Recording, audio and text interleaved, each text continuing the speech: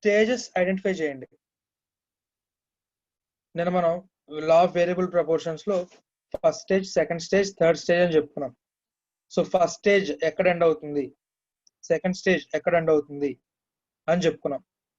So ఇప్పుడు దాని ప్రకారం, ఆ రూల్స్ ప్రకారం ఇక్కడ ఉన్న టేబుల్లో స్టేజెస్ ఐడెంటిఫై చేయండి. రైట్. సో నాకు ఫస్ట్ రూల్స్ చెప్పండి నా. స్టేజ్ 1 ఎక్కడ ఎండ్ అవుతుంది అభిరామ్? Labour 1 2 3 sir. రూల్ చెప్పు. Stage 1 increasing returns. Increasing returns, కానీ స్టేజ్ 1 ఎక్కడ ఎండ్ అవుతుంది? థర్డ్ వన్ 120 దగ్గర సార్.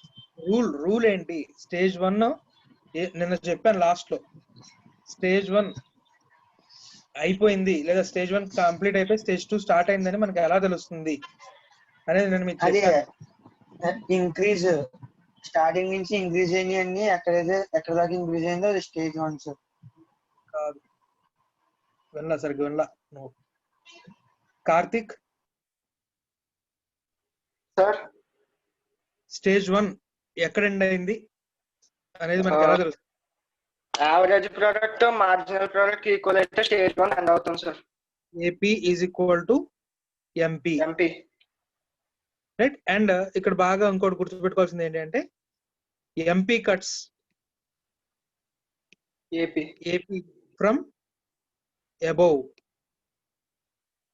రైట్, ఇది గుర్తుపెట్టుకోవాలి. MP cuts AP from above. Okay, very good. Stage 1 AP is equal to MP ఎక్కడైందో అక్కడితో ఎండ్ అవుతుంది అని చెప్పుకున్నాం. సో ఇప్పుడు ఎన్నో యూనిట్ దగ్గర స్టేజ్ 1 ఎండ్ అయిన, ఎన్నో యూనిట్ వరకు మనం స్టేజ్ 1 అని చెప్పొచ్చు నాన్న? థర్డ్ యూనిట్ వరకు sir. MP equals to 120. MP is equal to 120. అక్కడ ఏపీ మరి 110 అయింది. ఫోర్త్ యూనిట్ దగ్గర సార్. సో ఫోర్త్ యూనిట్ వరకు స్టేజ్ 1 అంటే increasing returns. Okay, done, very good. Next Lakshmipriya. Stage 2 ఎక్కడ ఎండ్ అవుతుందని చెప్పుకున్నాం నాన్న? స్టేజ్ 2 9th వేరియబుల్ దగ్గర ఎండ్ అవుతుంది సార్. ఓకే, రూల్ చెప్పు నాకు. అక్కడతో డిమినిషింగ్ సార్, తర్వాత నుంచి 0 వచ్చింది sir.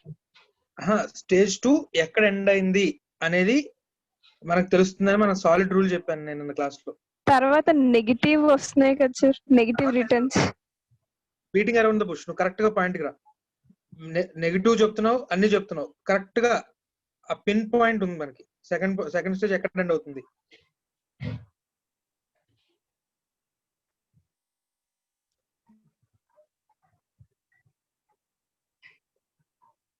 Chandra Rao. MP becomes 0 sir. MP is equal to 0. MP is equal to 0 దగ్గర ఏం జరిగింది? ఇంకో మనం రిలేషన్షిప్ చెప్పుకున్నాం. MP is equal to 0 దగ్గర TP is diminishing return. Maximum sir. Is maximum and constant. TP is maximum and constant. Okay, so ఇప్పుడు చెప్పున్నానా చంద్ర, మనకి stage 2 ఎక్కడ ఎండ్ అయింది? 0 దగ్గర సార్. 0 అంటే ఎన్ని units? 10 units sir. 10th unit వరకు కూడా మనకి stage 2 diminishing returns.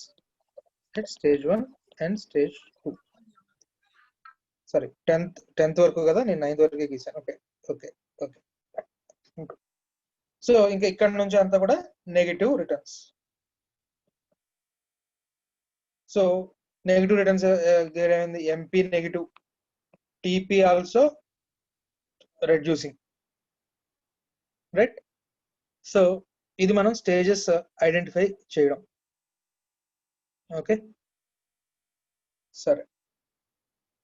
Next second table. దీని ఆన్సర్స్ రాసుకొని వాళ్ళు, అంటే తప్పేమో ఉన్నాయేమో చూసుకోండి ఒకసారి మీ ఆన్సర్స్ తో. రైట్, స్క్రీన్ షాట్ తీసుకోండి, మనం నెక్స్ట్ ప్రాబ్లంకి వెళ్దాం.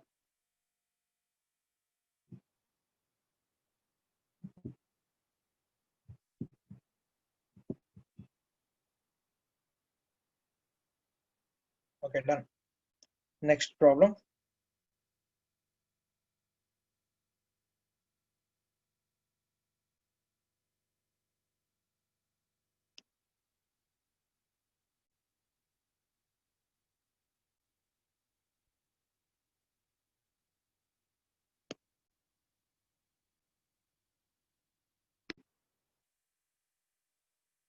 ఎయిటీ.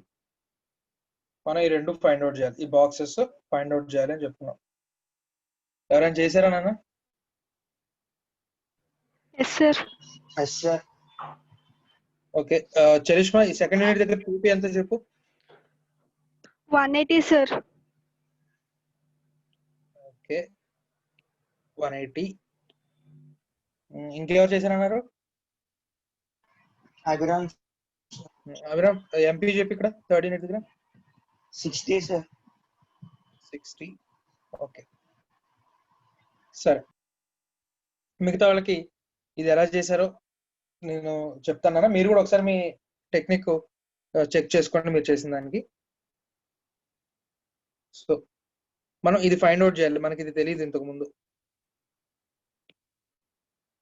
ఓకే, 180 60 అని చెప్పారు, కరెక్టో కాదు చూద్దాం. 180 60. ఓకే, సో మనకి ఇది తెలియాలి, right. Total product T units మనం ఫైండ్ చేయాలి. మనకు తెలిసింది ఏంటి? మార్జినల్ ప్రొడక్ట్ ఎట్ 2 తెలుసు, ఎంత? 80 యూనిట్స్. MP2కి మనకు ఫార్ములా తెలుసు. MP2 ఫార్ములా చెప్పండి అన్న, ఎలా వస్తుంది MP2 అనేది? TP2 minus TP1 sir. TP2 minus TP equal to 80. So ఇందులో మనకి TP2 తెలియదు, TP1 తెలుసా? Yes sir, 100. TP1 100. So TP2 minus 100 is equal to 80. So TP2 is equal to 100 plus is equal to 180. Right. So okay, ఇక్కడ 180 వచ్చేసింది. Then so ఇప్పుడు మనకి TP2 తెలుసు కాబట్టి MP3 ఫైండ్ అవుట్ చేయడం ఈజీ. సో మనం ఇంకోటి ఫైండ్ అవుట్ చేయాల్సింది MP3. ఫార్ములా ఏమవుతుంది? TP3 minus TP2. ఇంతకు ముందు మనకి TP3 తెలుసు, మైనస్ TP2 తెలీదు. సో ఫస్ట్ మనం TP2 ఫైండ్ అవుట్ చేసేసాం. సో TP2 ఫైండ్ అవుట్ చేసాం కాబట్టి అది ఇక్కడ సబ్స్టిట్యూట్ చేయండి. సో 240 మైనస్ 180 ఎంత వచ్చిందన్న? 60. 60 సార్. రైట్. సో ఇది మనకి ఎంపీ టీపీకి మనం ఫైండ్ అవుట్ చేయాల్సిన ఫార్ములాస్ కానివ్వండి, రైట్. ఇది సో అక్కడికి మనకి లా ఆఫ్ వేరియబుల్ ప్రపోర్షన్స్ అనేది కంప్లీట్ అయింది. నెక్స్ట్ మనం law of returns to scale చూద్దాం.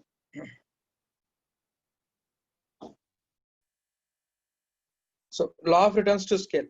So law of returns to scale అనేది long run production function.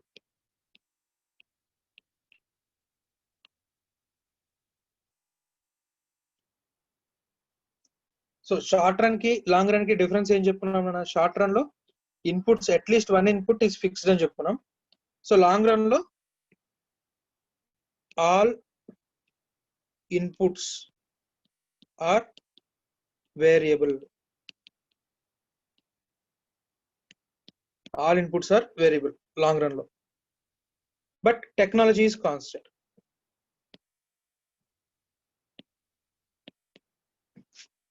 Right. అంటే ఇప్పుడు మరి ప్రొడక్షన్ ఫంక్షన్ చదివేటప్పుడు సే టెక్నాలజీ అనేది ఎందుకు కాన్స్టెంట్ తీసుకుంటున్నాం అంటే, ఏ అనేవాడు సార్ వీడియో కనబడట్లేదు. వీడియో కనబడట్లేదా? Yes sir.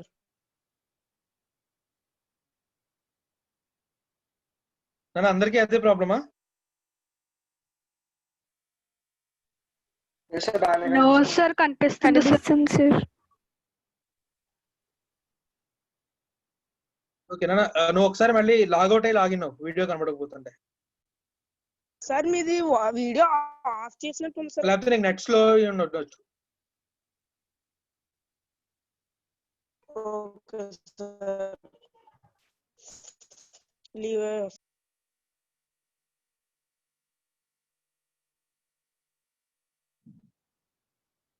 నాది స్క్రీన్ మాత్రమే కనబడుతుంది అన్న, వీడియో కనబడదు.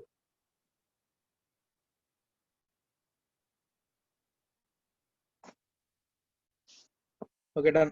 వినబడుతుంది కదా? Yes, ఏ sir. అనేవాడున్నాడు? Yes, ఏ sir. అనేవాడున్నాడు? సో ఏ అనేవాడు ఒక 1 acre లో ఒక 50 bags పండించాడు అనుకుందాం ప్యాడీ. బి అనేవాడు అదే 1 acre లో 100 bags పండించాడు. ఓకే. ఏ అనేవాడు ట్రెడిషనల్ టెక్నాలజీ, బులక్ కార్ట్స్, ఎట్లా మన జస్ట్ సార్ మళ్ళీ అలాగే కనబడుతుంది సార్. ఎద్దులతో దున్ని పండించాడు. వీడు ట్రాక్టర్, హార్వెస్టర్ ఇలాంటివి యూజ్ చేశాడు. సో ఇప్పుడు వీళ్ళిద్దరిని కంపేర్ చేయొచ్చా మనం? ఏ అండ్ బిని ఇద్దరిని కంపేర్ చేయొచ్చా?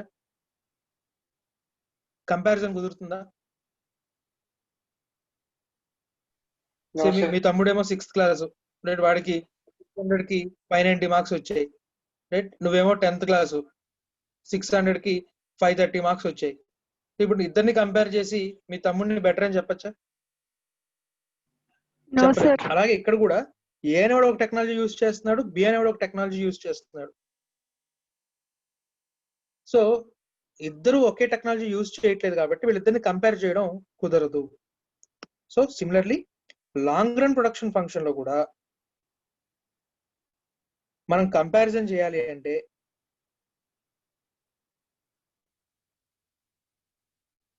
టెక్నాలజీ కాన్స్టెంట్ అవ్వాలి. సో అందుకోసం మనం టెక్నాలజీని కాన్స్టెంట్ చేసాం. But all other inputs are variable. అయితే ఇక్కడ ఇంకో రూల్ ఏంటి అంటే, సే ఇప్పుడు నేను 10 మంది లేబర్ ఒక 100 రూపీస్ క్యాపిటల్ యూజ్ చేసి ప్రొడక్షన్ చేస్తున్నాను. సే 50 bags ప్రొడ్యూస్ చేస్తున్నాను అనుకుందాం, 50 యూనిట్స్ ప్రొడ్యూస్ చేస్తున్నాను. ఇప్పుడు ఈ ఇన్పుట్స్ ని పెంచాలి అంటే నిన్న ఇష్టం వచ్చినట్టు పెంచడం కుదరదు. సేమ్ ప్రపోర్షన్ లో పెంచాలి. పెంచడం కానీ తగ్గించడం కానీ సేమ్ ప్రపోర్షన్ లో పెంచాలి. Say if I increase labour to 15, right. Lakshmipriya,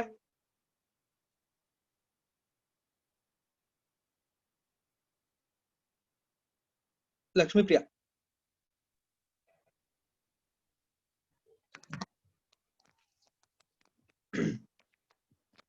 వినబడట్లేదు నాన్న? Okay okay. ఇప్పుడు చెప్పిన క్యాపిటల్ ఎంత అవుతుందో చెప్పు. లేబర్ ని 15 చేశాను, క్యాపిటల్ ఎంత అవుతుంది? First Hello. చెప్పిన నేను లేబర్ ని 10 నుంచి 15 కి పెంచాను. Yes, sir. క్యాపిటల్ ఎంత చేయాలి? ఇక్కడ రూల్ ఏమని చెప్పాను? సేమ్ ప్రపోర్షన్ లో పెంచాలి. సో ఇప్పుడు క్యాపిటల్ ఎంత అయి ఉండొచ్చు? 150 150, sir. 150 క్యాపిటల్. ఎందువల్ల? లేబర్ ఎంత పెరిగింది? ఎంత పర్సెంటేజ్ పెరిగింది? 5%, sir. 50% పెరిగింది. కాబట్టి క్యాపిటల్ కూడా ఎంత పర్సెంట్ పెరగాలి? 50%, sir. ఓకే. సో అవుట్పుట్ తర్వాత సంగతి. సో ఇన్పుట్ పెంచాము, అవుట్పుట్ ఎలా వచ్చింది అనేది దాన్ని బట్టి మనం ఏ స్టేజ్ లో ఉన్నామో చెప్తాం. సో నెక్స్ట్ ఇంకొక ఎగ్జాంపుల్. కార్తిక్, సార్ ఎగ్జాంపుల్ 1 అయిపోయింది. Example 2 in comparison to, right, ఇది ఇన్ కంపారిజన్ టు ఏ. నాకు సెకండ్ ఎగ్జాంపుల్ చెప్పు. నేను లేబర్ ని క్యాపిటల్ ని 75 చేద్దాం అనుకుంటున్నాను. Okay sir. సో ఇప్పుడు లేబర్ ని ఏం చేయాలి? తగ్గించాలా పెంచాలా? తగ్గించాలి సార్. ఏంటన్నా? తగ్గించాలి సార్. ఎంత తగ్గించాలి? 7 మెంబర్స్, 3 మెంబర్స్ తగ్గించాలి సార్. టోటల్ 7 మెంబర్స్ ఉండాలి సార్. ఓకే. అంటే ఇక్కడ పర్సెంటేజ్ డిక్రీజ్ ఇన్ క్యాపిటల్ చెప్పు. 25% సార్. 25%. సో 10 లో 25% తీసేస్తే 7.5. Okay, Yes, sir. Half labour కుదరదు కాబట్టి నువ్వు రౌండ్ ఫిగర్ చేసావు. Okay, very good, well and good. So 7.5 labour నాకు కావాలి. సో లేబర్ ని హాఫ్ చేయించినాను అంటే ఎలా అంటే, సే నేను 8 మందిని హైర్ చేసుకున్నాను, అందులో ఒకరిని అరపూటే పని చేయించా. 8 అవర్స్ షిఫ్ట్ అయితే 4 అవర్సే పని చేసి పంపించేసాను. సో ఇప్పుడు 7.5 లేబర్ అయిందిగా, రైట్? సో లేబర్ ని మనం అంటే నీ ఉద్దేశం ఏంటి, లేబర్ 7.5 అంటే ఒకరిని సగం నరికేసి తీసుకొద్దాం అనుకున్నట్టున్నావు. అలా నరకాల్సిన అవసరం లేదు, వాటి చేత 4 గంటలు పని చేస్తే చాలు 8 గంటల షిఫ్ట్ లో. Okay, right. సో ఈ సేమ్ ప్రపోర్షన్స్ లో పెంచడం కానీ తగ్గించడం కానీ చేయాలి, రైట్? ఈ కాన్సెప్ట్ అర్థమైంది కదా. దీనికి మెయిన్ కాన్సెప్ట్ ఇదేనా గుర్తుపెట్టుకోవాల్సింది. మనం ఏదైతే కాంబినేషన్ తీసుకుంటున్నాం ఫస్ట్ కాంబినేషన్, దాన్ని పెంచడం కానీ తగ్గించడం కానీ సేమ్ ప్రపోర్షన్ లో చేయాలి. సో ఇప్పుడు మీ టెక్స్ట్ బుక్ ఎగ్జాంపుల్ తీసుకుందాం మనం.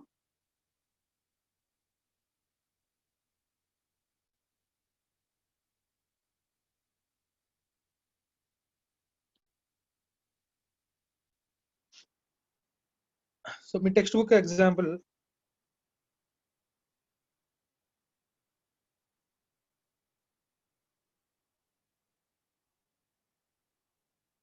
Combination number, combination. సో ఇక్కడ వీడు లేబర్ అండ్ క్యాపిటల్ తీసుకుంటున్నాను అన్న. Combination of labour is to capital, total product, marginal product, returns. So మొత్తం 6 కాంబినేషన్స్ తీసుకున్నాడు. 1 2 3 4 5 6. So first combination 10 labour is to 1 capital, అప్పుడు టోటల్ ప్రొడక్ట్ 9 అట, రైట్? తర్వాత 20 ఈస్ టు 2,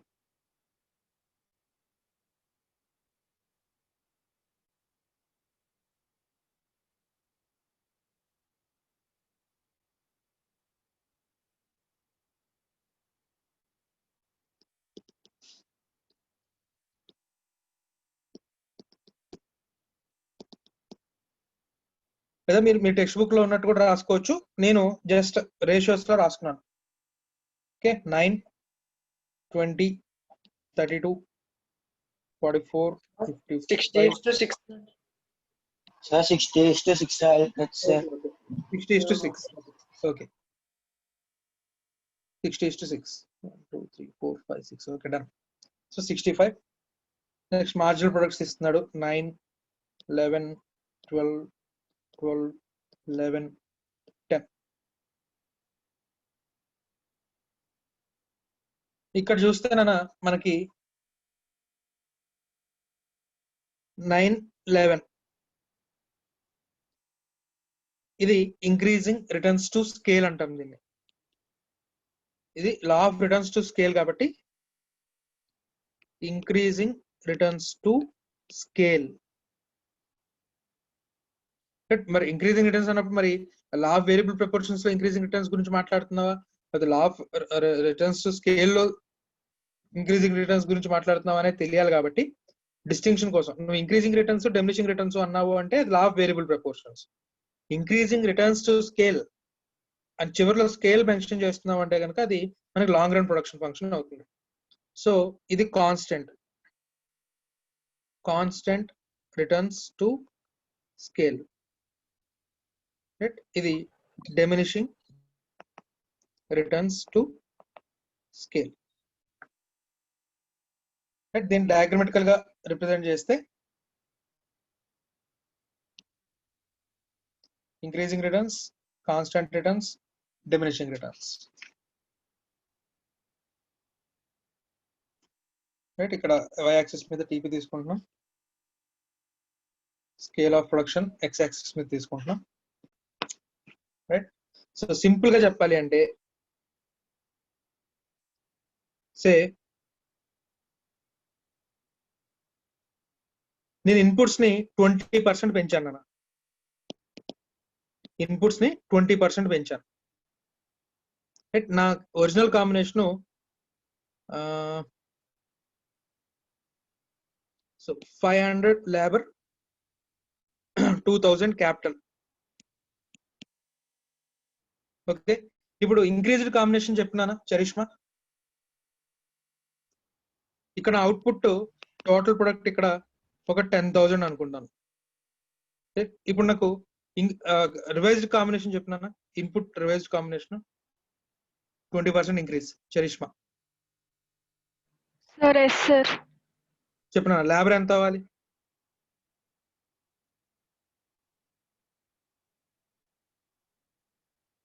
హండ్రెడ్ ఇంక్రీజ్ అవ్వరు సార్. 100 ఇంక్రీజ్ అవ్వాలి. Original ఎంత? 500. 500 ప్లస్ 100 అంటే 600 sir. So capital ఎంత అవ్వాలి? ఎంత ఇంక్రీజ్ అవ్వాలి? 2000 into 20%. 2400 పెరగాల. Yes sir. 400. 400. ఒకవేళ నా టోటల్ అవుట్పుట్ ఇక్కడ మనకి మూడు రిజల్ట్స్ వచ్చే ఛాన్స్ ఉంది నాన్న. నా టోటల్ అవుట్పుట్ మోర్ దాన్ 20% పెరగచ్చు, లేదా కరెక్ట్ గా 20% పెరగచ్చు, లేదా లెస్ దాన్ 20% పెరగచ్చు. కరెక్ట్ సే ఒకవేళ నా టోటల్ ప్రొడక్ట్ 13,000 అయింది అనుకోండి, పర్సెంటేజ్ ఇంక్రీజ్ ఎంత నాన్న ఒరిజినల్ ప్రొడక్ట్ తో పోల్చుకుంటే? హేమంత్